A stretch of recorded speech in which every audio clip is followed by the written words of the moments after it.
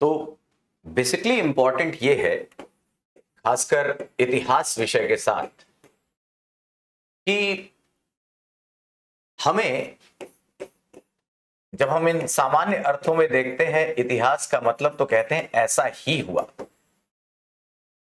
मतलब एग्जैक्टली क्या घटित हुआ है यह बताना इतिहास के लिए जरूरी है, और एग्जैक्ट क्या हुआ है वही बताना। आजकल बहुत सारी चर्चाएं आप लोग सुन रहे होंगे इतिहास को बदलने की, रीराइटिंग की। अभी एक फिल्म भी आई है पृथ्वीराज चौहान, उस पर भी कुछ बातें हो रही हैं।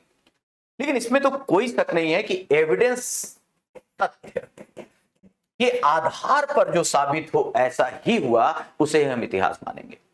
और अब आप इतना पढ़ते पढ़ते इतने जागरूक तो हो ही गए होंगे। ये इतिहास के साथ ही नहीं, पूरी यूपीएससी की तैयारी में ये बहुत जरूरी है। व्हाट, क्या तो जानना ही है।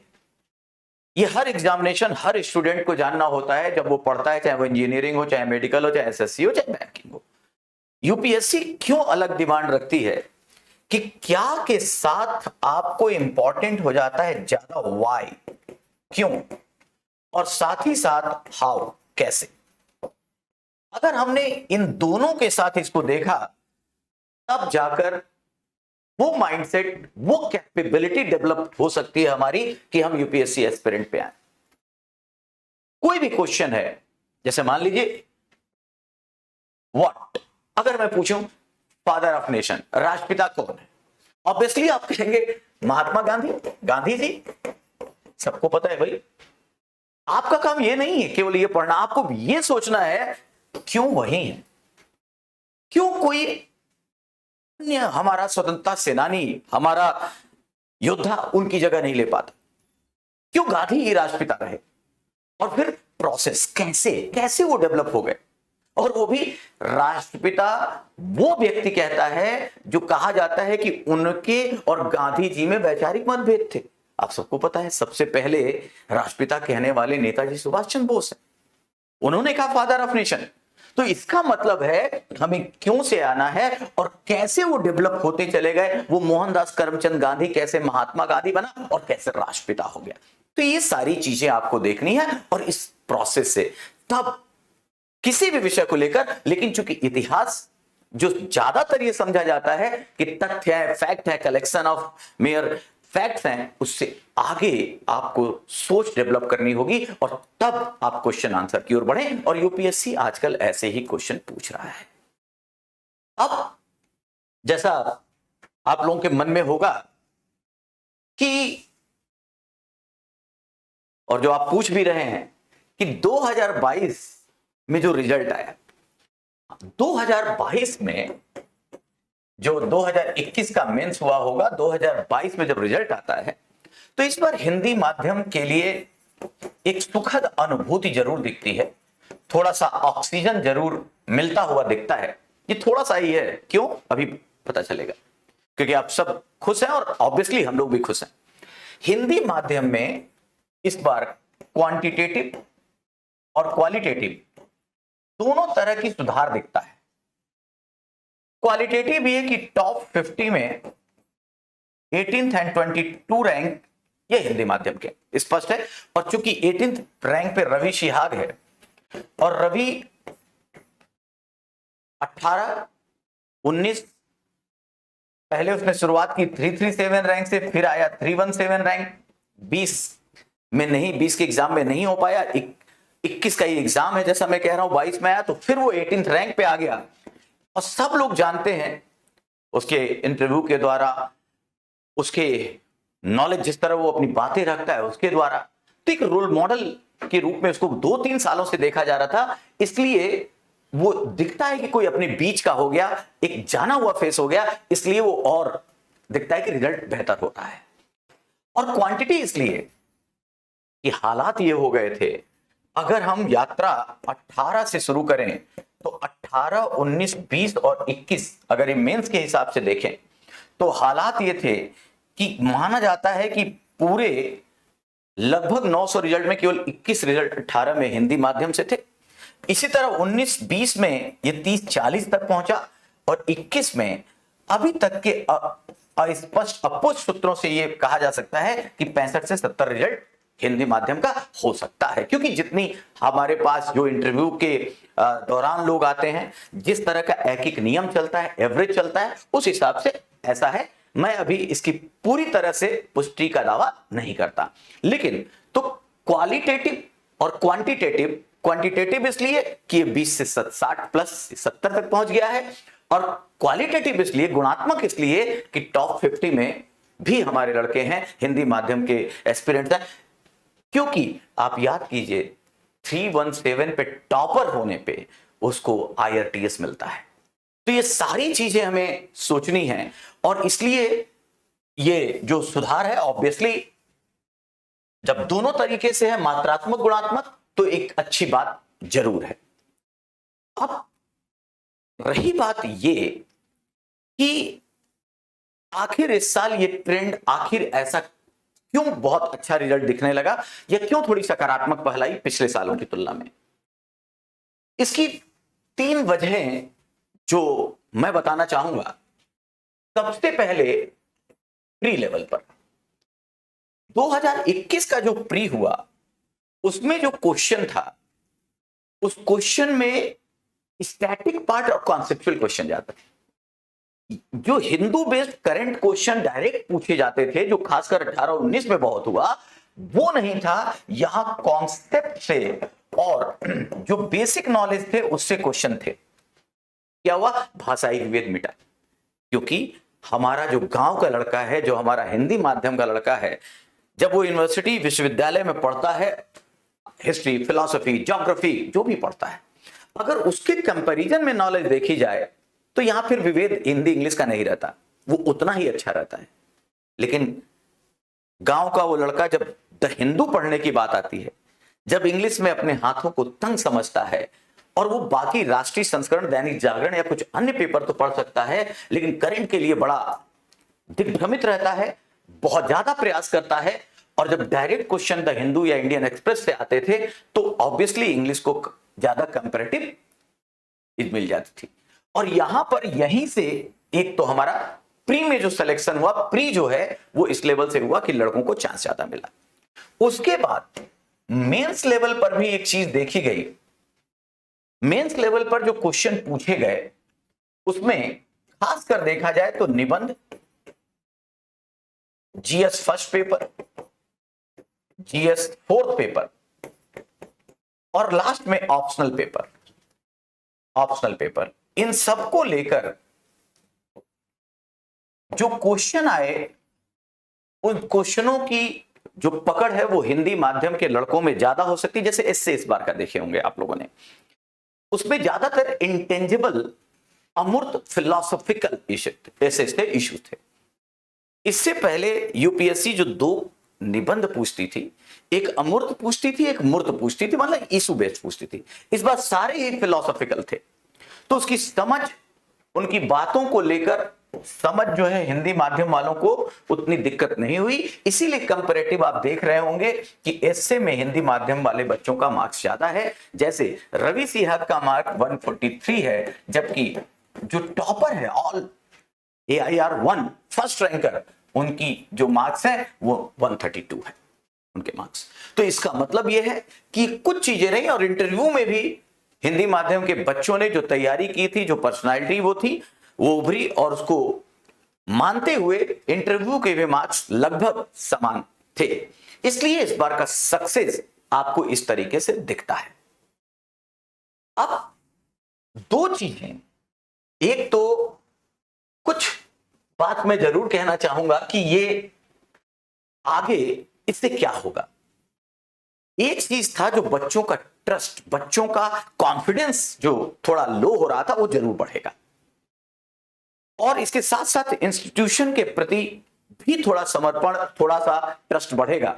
और अगर ये होता है, यही सबसे जरूरी भी है, क्योंकि ये परीक्षा कॉन्फिडेंस की है, सेल्फ एनालिसिस की है, और किस तरह के रियल कंटेंट को आप पढ़ते हैं उसकी है। तो यहां मैं एक बात और चाहूंगा बताना आपको। इसी तरह 2016-17 का रिजल्ट आया जो काफी हद तक खो गया। अपने ही यहां के क्लास के 3 बच्चों ने, गौरव कुमार ये 31 रैंक लाता है, ये सब हिंदी मीडियम वाले हैं। शैलेंद्र इंदौलिया ये 38 रैंक लाता है ऑल ओवर इंडिया, ये सब हिंदी मीडियम वाले हैं। गौरव सोगरवाल ये लाता है 46 रैंक। ये बात अलग है कि एक बार हिंदी माध्यम से, बाद में उसने इंग्लिश भी किया। ये सब देखो टॉप 50 के अंदर है ये। लेकिन उस साल क्या हुआ, रैंक आई, लेकिन लास्ट आते आते जो नंबर ऑफ रिजल्ट थे वो सीमित रह गए। शैलेंद्र इंदौलिया का जीएस में भी ऑल टाइम सबसे ज्यादा है, थोड़ा सा उनकी स्ट्रेटजी पे बहुत बढ़िया। शैलेंद्र इंदौलिया जो है, इस लड़के के बारे में बताऊं, ये आईआईटी बीएचयू से माइनिंग में बीटेक था। चाहता तो इंग्लिश मीडियम ले लेता, पहले 2 इंटरव्यू में इसको सफलता नहीं मिली, और आपको आश्चर्य होगा इनके मार्क्स जो है इंटरव्यू में 130 प्लस रहते थे, और जब सेलेक्ट हुआ तो ये 180 प्लस हो गया। ये आपके लिए सीख है कि अगर लगातार आप लगे रहेंगे, अपनी चीजों में सुधार करते रहेंगे, तो आप किस तक पहुंचेंगे। इस स्ट्रेटेजी की बात रही, जो मैं काफी हद तक कह सकता हूं, क्योंकि रवि और इंदौलिया में काफी हद तक समानता भी दिखती है।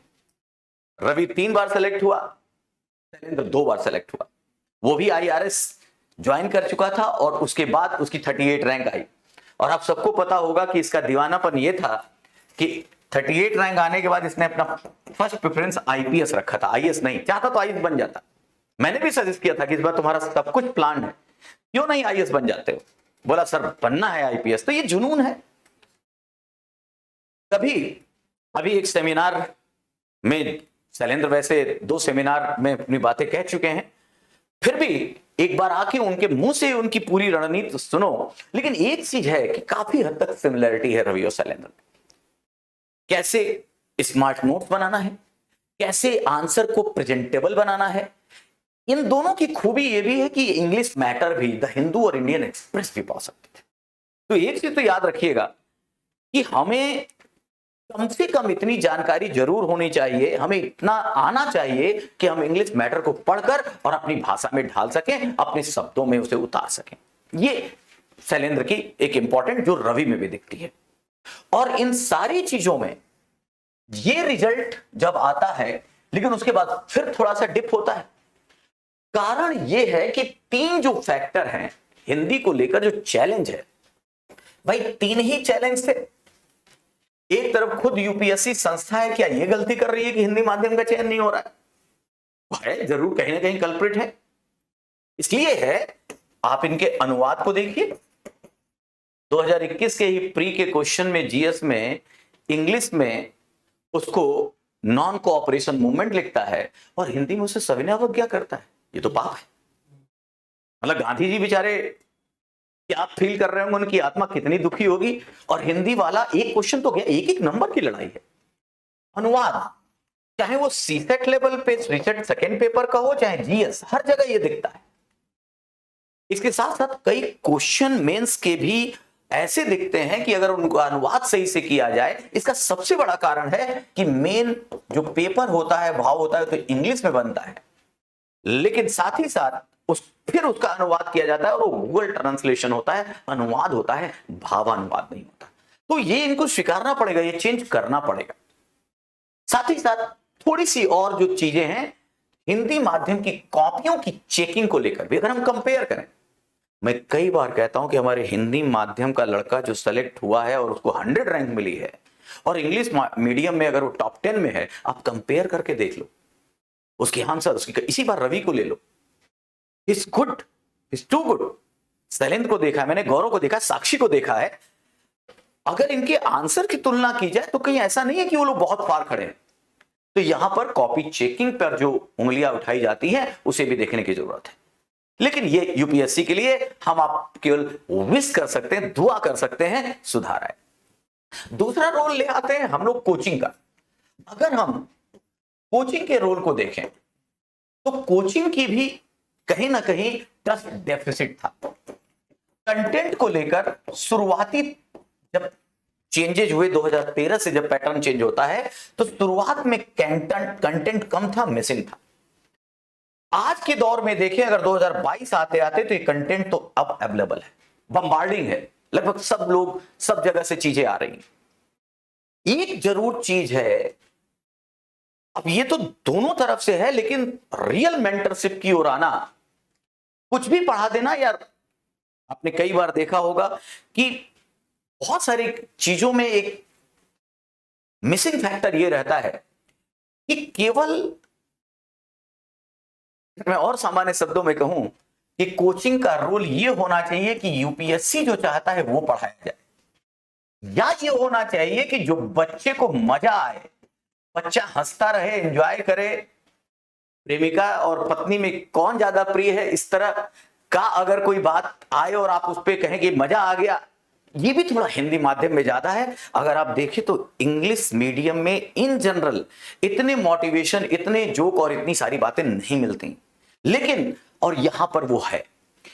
यूपीएससी जो चाहती हो पढ़ाओ, वो थोड़ा कष्टकारी होगा, दवा कड़वी होगी, पढ़ने में थोड़ा मोनोटोनिसिटी होगी, लेकिन यहां की बजाय इसका चयन किया जाता है क्योंकि बिजनेस करना है। तो यहां पर ये रोल भी है, लेकिन कंटेंट को लेकर मैं एकदम आश्वस्त करता हूं कि अब कभी नहीं है, आप अच्छे कंटेंट की पहचान करनी होगी। और तीसरा जो एस्पिरेंट की तरफ से है, जो हमारे बच्चे हैं, जो तैयारी करने वाले अभ्यर्थी हैं, जो कंपटीशन में बैठने वाले एस्पिरेंट्स हैं, इनसे अगर इनकी तरफ से देखा जाए तो ऑब्वियसली हमारा फोकस क्या है, हमें स्मार्ट स्टडी कैसे करनी है, इन सबको कहीं ना कहीं मिसिंग द डॉट्स है, उसको कनेक्ट करना होगा। और ये जब तक टेस्ट करके और कॉन्फिडेंट होकर नहीं पढ़ेंगे, तब तक ये चीजें मिस रहेंगी। तो कभी कभी कोई टॉप 10 में आएगा, लेकिन एक लड़का आया और फिर बाकी गैप हो गया। हमें पूरे हिंदी माध्यम के सुधार की बात करनी है। हमें चैलेंज ये है लड़कों की तरफ से और कोचिंग की तरफ से कि हम इस तरीके से एक एक बच्चे पर काम कर सकें, उनकी आंसर राइटिंग पर, उनके पर्सनल अटेंशन को देखते हुए, उन पे पर्सनल जो है ध्यान देते हुए, तब जाकर ये चीजें शायद दूर हो पाए।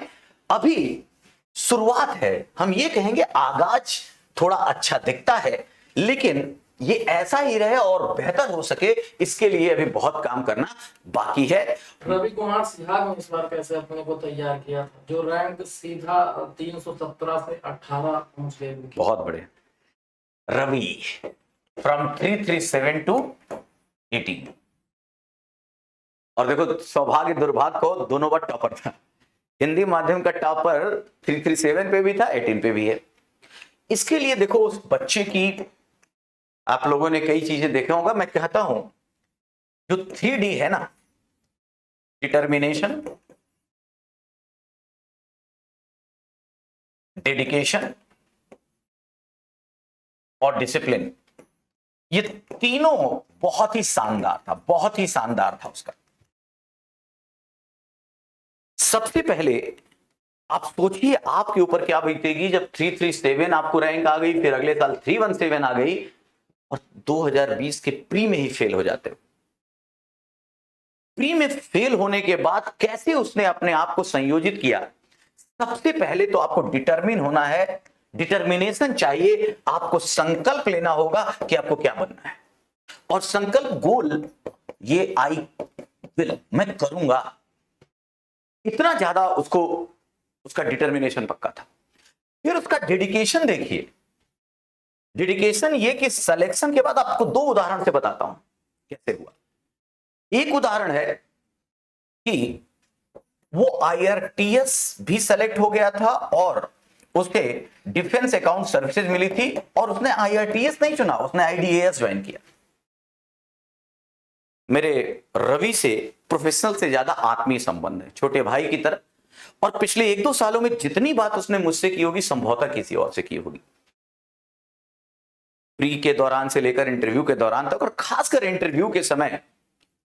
तो मैंने भी पूछा कि उससे सलाह ली कि सर क्या लेना चाहिए।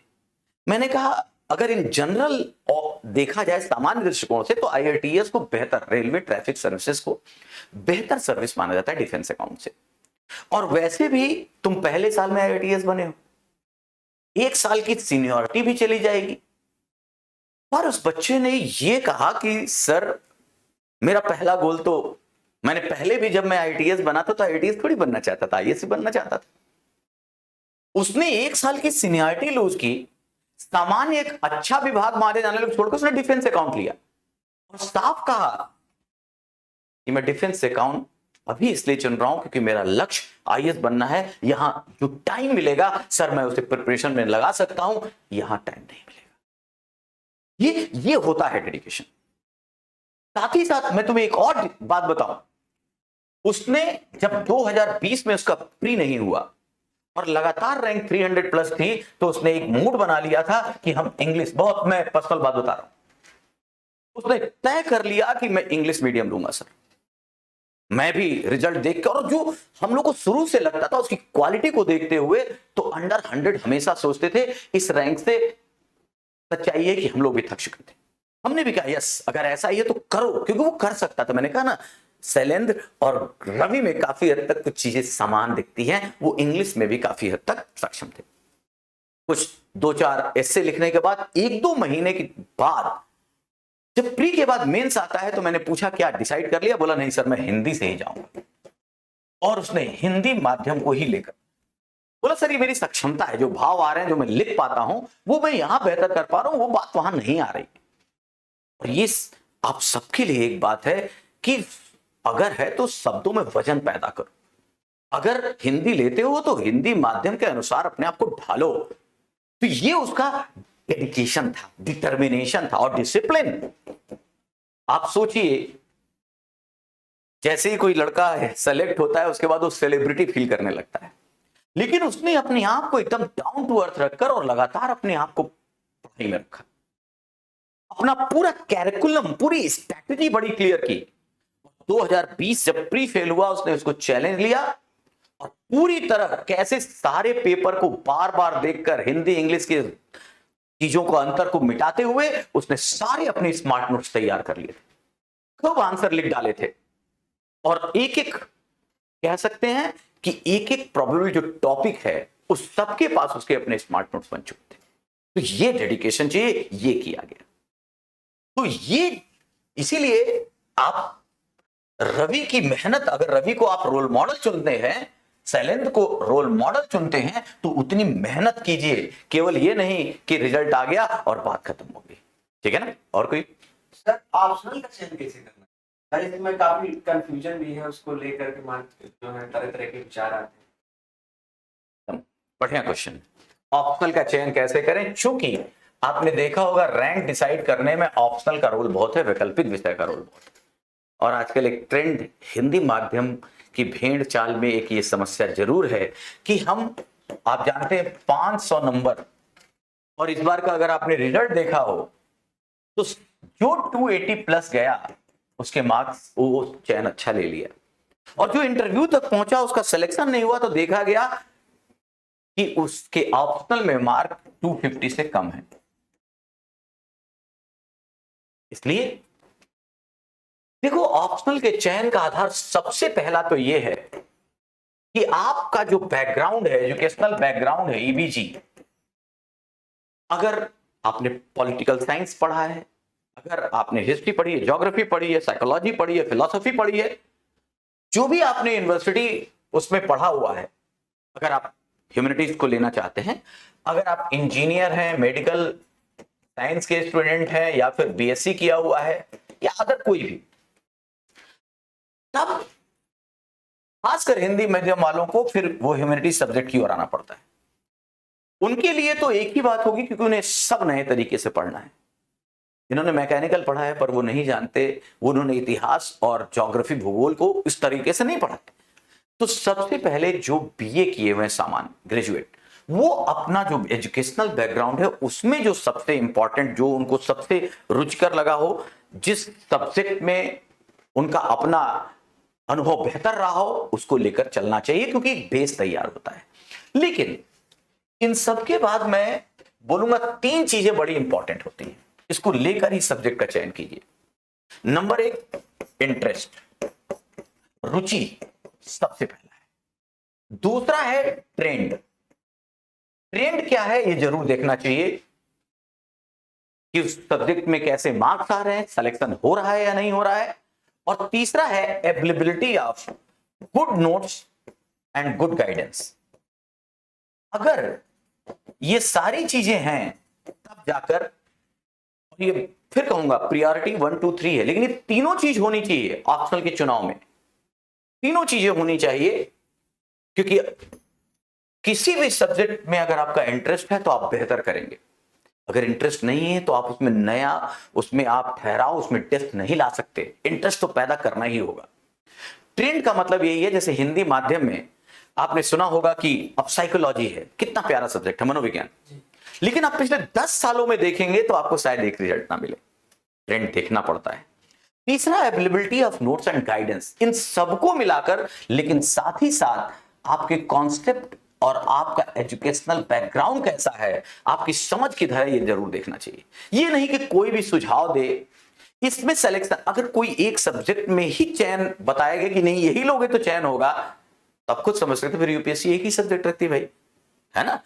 आप देखो ना, जैसे मैं उदाहरण देता हूं, इस बार की टॉपर हिस्ट्री से है, लेकिन मान लो और 2-3 सब्जेक्ट की अगर हम बात करें, हिंदी माध्यम के लिए अगर करें, तो अगर मैं पुरानी, जैसे अभी मैंने बोला गौरव कुमार जो 31 रैंक लाया, ये गौरव कुमार उत्तराखंड कैडर में आईएएस हो गया है, 31st रैंक थी, इसका ऑप्शनल तो हिंदी हिस्ट्री था, इतिहास था। उसी साल की बात करता हूं वैरायटी दिखाने के लिए। शैलेंद्र इंदौलिया 38 रैंक, उसका ऑप्शनल क्या था? ज्योग्राफी था, भूगोल था। गौरव सोगरवाल 46 रैंक, उसका ऑप्शनल क्या था? संस्कृत था। एक वैरायटी है, सब लोग उस लायक हैं। फिर ये देखिए अपने यहां के स्टूडेंट, जो कोर स्टूडेंट साक्षी हिस्ट्री थी, पिछले वर्ष का टॉपर सुनील हिस्ट्री था, इस बार हिंदी दिख रहा है।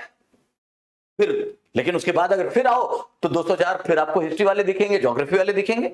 कहने का मतलब यह है कि ठीक है, चयन में अगर हम ट्रेंड देखें तो एक चीज बड़ी साफ दिखती है कि हिस्ट्री और लिटरेचर की ओर थोड़ा झुकाव है, लेकिन उस झुकाव की बजाय जहां आपकी पकड़ ज्यादा है, जहां आप अपने आप को बेहतर परफॉर्म कर सकें, और इसके लिए क्या करना है, आपने जो पढ़ा उसके बाद 10 साल का 10 ईयर का प्रीवियस ईयर क्वेश्चन रखिए, मेंस और प्री दोनों के, और जो पढ़ रहे हैं उस पर अपने पकड़ को देखिए।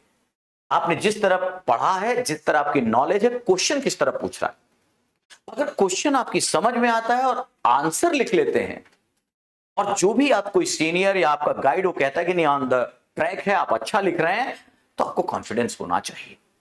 कोई भी एक समस्या जरूर आती है कि मान लीजिए हमने कोई सब्जेक्ट चुन लिया, 3 साल तक उसको पढ़ा, नहीं हो पा रहा है, फिर लगता है कि चेंज करें। ये आ सकता है, लेकिन इंपॉर्टेंट ये है कि अगर हम इन सबको ध्यान में रख के चलेंगे, इंटरेस्ट नंबर 1 है, ये तीनों इंपॉर्टेंट है, तीनों चीज होनी चाहिए, लेकिन प्रायोरिटी में 1 2 3 होना चाहिए, और उसके साथ आपका बैकग्राउंड और आपकी जो understanding of the topics and subject है वो बड़ा क्लियर होना चाहिए। ये सब होगा, इस हिसाब से ही चयन कीजिए। कोई ले रहा है, कोई किस तरह, क्या आप रवि बन सकते हैं, क्या आप शैलेंद्र बन सकते हैं? बेटा वो अलग थे। हर आदमी की फ्रीक्वेंसी, नेचर अलग होता है ना। तुम्हारा जो तुम हो वो है, भीड़ का हिस्सा मत बनो।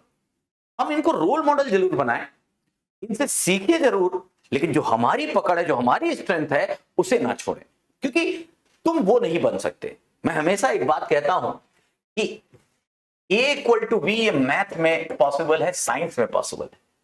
सोशल साइंस में आम आदमी की जिंदगी में इक्वल टू साइन नहीं होगा। अशोक बराबर अकबर नहीं हो सकता, कुछ तो डिफरेंस होगा ही। अकबर अकबर था, अशोक अशोक था, तुम हो, रवि रवि है, तुम हो, शैलेंद्र, साक्षी अलग है, तुम अलग हो, है कि नहीं। तो इस चीज को थोड़ा पहचानने की, जिस दिन थोड़ी सी अपनी पहचान खुद से होने लगी ना, फिर मजा कुछ और है। मैं अगर हिंदू धर्म से हैं आप लोग तो हनुमान चालीसा पढ़ते होंगे, उसमें एक लाइन है बड़ी अच्छी, आपन तेज समारोह आपे, तीनों लोग हाँकते कापे। अपने आप को पहचानो। जिस दिन अपनी पहचान और इस तरह से चलने लगे, कॉन्फिडेंस आ गया, सेल्फ कॉन्फिडेंस बढ़ते गए, 10 साल के पेपर की ट्रेंड देखी, सब पे आंसर लिखते चले गए, और हम कोचिंग या बाकी जितने नोट के बाद अपना स्मार्ट नोट्स बनाकर हमने कई आंसर लिख डाले, तो मान के चलो कि हम बहुत राइट ट्रैक पे हैं, और यही सक्सेस का formula, there is no shortcut. तो कंक्लूड करता हूं, अच्छा दिन की, वो कहते हैं ना अच्छे दिन आने वाले हैं, तो हिंदी माध्यम तो तब से तलाश में है, परेशान है, थोड़ा सा दरवाजे पे खड़ा है, लेकिन हम सीधा कह दें अच्छे दिन आ गए, अभी नहीं। लेकिन आप लोग जो भविष्य वाले हैं, जो 23-24 देख रहे हैं, आप लोग भी ऐसा करेंगे, तब हम इसे कहेंगे अच्छे दिन। सर इंटरव्यू में कैसे इस बार हिंदी माध्यम को इतने अच्छे अंक मिले, क्या कुछ चेंज हुआ है? ये एक बेहतर कहा जाए कि दबाव का परिणाम है, या जो एस्पिरेंट थे, आप देखेंगे शुरुआत में जितने बच्चे सेलेक्ट हुए जिनकी रैंक अंडर 100 है या 200 है, वो ऑलरेडी सिलेक्टेड थे। सिलेक्शन के बाद एक कॉन्फिडेंस लेवल बढ़ता है, और ये सब बहुत दिनों से इसमें लगे हुए थे, और ट्रेनिंग के बाद ऑब्वियसली एक व्यक्तित्व में निखार आता है। लेकिन इसके बावजूद देखा गया है, मैं इसी साल नहीं पिछले साल का भी अगर कंपेयर करूं, सेलेक्टेड और नॉन सेलेक्टेड दोनों, अपने यहाँ का एक रेगुलर स्टूडेंट है कमला प्रसाद, वो पिछले साल के लिस्ट में, जो मेन लिस्ट है उसमें तो नहीं, लेकिन एक्सटेंडेड में उसका सिलेक्शन हो गया। और जब सिलेक्शन हुआ तो उसके भी मार्क्स देखे गए तो वो 173 थे इंटरव्यू में। 173 एक अच्छा मार्क्स, इस बार की टॉपर के हैं। तो अगर ये देखा जाए तो पिछले 2-3 सालों में ये जरूर आ रहा है कि पहले हिंदी इंग्लिश के बीच जो एक डिस्क्रिमिनेशन सा दिखता था, अब वो भेद मिट रहा है। बच्चे भी बेहतर कर रहे हैं, ग्रूम उनका अच्छा हो रहा है, क्योंकि वो समझ गए हैं कि अगर 275 में अगर हम 170 प्लस नहीं है तो रैंक नहीं है, तो वहां तैयारी कर रहे हैं। दूसरा, कहीं ना कहीं भी जो परीक्षण का लेवल था, यूपीएससी का मार्किंग का लेवल था, वहां भी कुछ ऐसी बात जरूर है कि व्यक्तित्व को लैंग्वेज के हिसाब से ना देखकर उसकी जो परिवेश है उसके हिसाब में रहते हुए, उसमें बढ़ते हुए जब यहां तक आता है, उसके बाद उसकी पर्सनालिटी कैसी, कैसे अपने आप को रख पा रहा है, तो कुछ जरूर यहां सुधार दिखता है इंस्टीट्यूशन की तरफ से। ठीक है, भविष्य के लिए संदेश यही है, या आगे की राह जिसे आप कहें, वे फॉरवर्ड, वो ये है कि अभी पहला काम तो ये है कि हमें गुणात्मक और मात्रात्मक दोनों ही रूपों में अभी और सुधार हिंदी माध्यम में चाहिए। गुणात्मक ऐसे समझिए कि जो 18th रैंक है रवि जो लाया है, हम क्यों ना सोचें कि हम टॉप 10 में हो, हम फर्स्ट रैंक की ओर आए। होना भी चाहिए, क्योंकि इससे पहले निशान जैन भी अपवाद स्वरूप 13th रैंक ला चुके हैं। और तो एक तो हम टॉप 10 में आए, और मात्रात्मक ये है कि जैसे हिंदी माध्यम का रिजल्ट 2 से 3% पर टिक गया था, इस साल बस यही हुआ है कि 7 से 8% पहुंच गया है। एक जमाना था 13 के पहले अगर देखा जाए तो कभी 40% हिंदी माध्यम हुआ करता था। वो दौर लाना है, ऐसे नहीं आएगा, चैलेंजेस बहुत हैं। तो क्या किया जाए? तो करने के लिए एस्पिरेंट्स के दृष्टिकोण से मैं ये कहना चाहूंगा कि आपकी स्ट्रैटेजी, आपकी प्लानिंग बहुत क्लियर हो। और अगर आप 2022 में प्लान करते हैं कि बैठना है, तो कम से कम एक 2024 को प्लान कीजिए। ये नहीं कि केवल छोटी सी पढ़ाई या शॉर्टकट मारकर आप सोचे कि मैं इसी साल प्री में बैठ जाता हूं। कुछ बच्चे आते हैं ऐसा भी कहते हैं कि सर नहीं, मुझे 23 में ही देना। पहले कम से कम सिलेबस पाठ्यक्रम को तो पूरा करें। तो अपने हाथ में 1.5 से 2 साल का समय लेके चले, पहला पॉइंट। दूसरा, जिस दिन आप तैयारी शुरू करते हैं, आपके पास यूपीएससी का सिलेबस आपके सामने आपकी दीवार पे चिपका होना चाहिए। नजरें मिलाइए रोज सिलेबस से। और जब सिलेबस को पूरा करना है तो 2 तरीके से हो सकता है, या तो आप कोचिंग लेते हैं या आप कोचिंग नहीं लेते हैं। दोनों ही तरीके से सबसे पहले सिलेबस के अनुसार मैटर इकट्ठा कीजिए। बेसिक बुक, बेसिक मटेरियल सबको पता है, उसको पूरा करते हुए जो भी आपके जीएस के 4 पेपर हैं, मैं 4 पेपर जीएस की बात कर रहा हूं, ऑल, आप सबके पास सामग्री, मटेरियल, जो कंटेंट, जो यूपीएससी का पाठ्यक्रम उसके अनुसार तैयार हो जाना चाहिए। पहला लेवल तो यही है कि आप सिलेबस को पूरी तरह से पकड़े, कवर करें, कवरेज हो आपकी। उसके बाद तो पहला स्टेज सजेशन ये है कि आप नोट्स कोचिंग किताबें जो भी मटेरियल कह ले, मैं कह लूं मटेरियल के हिसाब से आप तैयार रहें। दूसरे नंबर पे लेकिन आपकी पढ़ाई तब शुरू होती है जब ये आपका अपना नोट्स हो, और इसी को कहते हैं स्मार्ट नोट्स। आप उस नोट्स को ब्रीफ, कंसाइज और मार्क बनाएं, लीथल बनाएं। उसमें करंट अपडेट जोड़ दें, कोई केस स्टडी है उससे जोड़ दें। सुप्रीम कोर्ट में अगर कोई वाद गया है और अगर कोई निर्णय आया है, आपको कोई पुरानी चीज पूछी जा रही है लेकिन आपने करंट अपडेट के साथ आंसर दिया, तो ये हमेशा बेहतर माना जाता है। तो सिनॉप्सिस के तरीके से विद अपडेटेड आपका नोट्स होना चाहिए। फिर उसके बाद क्या करना चाहिए, जब सिलेबस को देखा पूरा हो गया, हमने नोट्स बना लिया, इसके बाद सबसे पहले पिछले 5 से 7 साल जब से चेंज हुआ है पैटर्न 2013 से, उसके बाद आपको पिछले साल के क्वेश्चन आंसर सॉल्व कर लेना चाहिए, लिख लेना चाहिए आंसर। और तब मौका आएगा टेस्ट सीरीज का। आप जरूर से जरूर एग्जामिनेशन से पहले टेस्ट सीरीज में भाग लेकर बढ़िया आंसर लिखना सीखें, कैसे प्रेजेंट करना है सीखें। और ये सब चीजें जब आएंगी तो आपका कॉन्फिडेंस ऐसे ही बढ़ता चला जाएगा। कंटेंट को लेकर जैसा मैंने कहा, अब बहुत दिक्कतें नहीं है, कंटेंट अवेलेबल है। आप खुद सोचिए, जो प्री पास नहीं कर पाता वो भी किताब पूछा जाए तो बोलता है लक्ष्मीकांत पढ़ रहे हैं पॉलिटी के लिए, और जो टॉप करता है वो भी कहता है कि मैं लक्ष्मीकांत ही पढ़ रहा हूं। मतलब पढ़ने की स्टाइल होती है और वो इसी तरह से डेवलप होगी। साथ ही साथ एक जो हिंदी माध्यम में एक डर, एक हमेशा संदेह बना रहता है, वो है करंट को लेकर। ऑब्वियसली जैसा मैंने पहले भी कहा, हिंदू और इंडियन एक्सप्रेस को पढ़ना हिंदी माध्यम के लिए उतना सहज नहीं होता है। पहला सजेशन तो मेरा यह है कि कैपेबिलिटी डेवलप करो बेटा। इतनी इंग्लिश आनी चाहिए, पढ़ो। खुद पढ़कर जो तुम्हारी कैपेबिलिटी पैदा होगी वो दूसरा पढ़ाकर कम से कम ये जो आर्टिकल्स है नहीं कर सकता। लेकिन अगर नहीं कर सकते, मैं रियलिज्म यथार्थ की ओर भी आता हूं। आजकल कंटेंट अवेलेबल है। हम लोग भी निर्माण यूट्यूब पर daily Monday to Friday current की क्लास चलती है, एडिटोरियल आते हैं, उन सबको देखिए। या जो भी आप फॉलो करते हैं, किसी एक उस चैनल को आप फॉलो करते रहें जिससे करंट अपडेट मिलता रहे। पीआईबी को फॉलो करें, ये काफी है। और कोई भी एक मैगजीन जो मंथली आती है जिसपे आपको विश्वास हो, उसको लेकर आप आगे बढ़ते रहें। लेकिन ये सारी चीजें, और ये दायित्व है अगर कोचिंग है कोई, तो अगर आप ज्वाइन करते हैं तो कि ये सारी चीजें अवेलेबल कराई जाएं। और अगर डेली करंट, जैसा मैं कह रहा हूं, आप जाकर जब क्लास देखेंगे तो क्वालिटी अपने आप आपको समझ में आ जाती है कि ये अप टू द मार्क है या नहीं है। तो इस तरीके से आपको अपने आप को देखते रहना है और डेली सीखो। ये मत देखो, सफलता का कोई शॉर्टकट नहीं होता। Every day you learn. ये मत सोचना कि अचानक में तूफान और रेवोल्यूशन आ जाएगा। ये ग्रेजुअल प्रोसेस है। इस तरह से अगर आगे बढ़ोगे तो तुम्हें चैन से नहीं रोका जा सकता। पर और ये भी मैं कहूंगा, भीड़ का हिस्सा नहीं बनो। तुम हो, तुम्हारी फ्रीक्वेंसी, तुम्हारा नेचर क्या है, तुम्हारी ग्रेस्पिंग पावर क्या है, तुमसे बेहतर कोई नहीं जानता। तो इस तरीके से आप आगे बढ़िए, निश्चित ही सफलता की ओर बढ़ेंगे।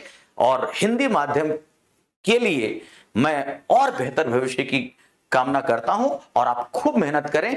बस इसी बात से मैं फिर चलिए, फिर all the best for the future. मस्त रहिए। और आप लोग भी अगली बार आपकी कहानी बताने के लिए लोग बेकरार रहें, ऐसा कीजिए। All the best.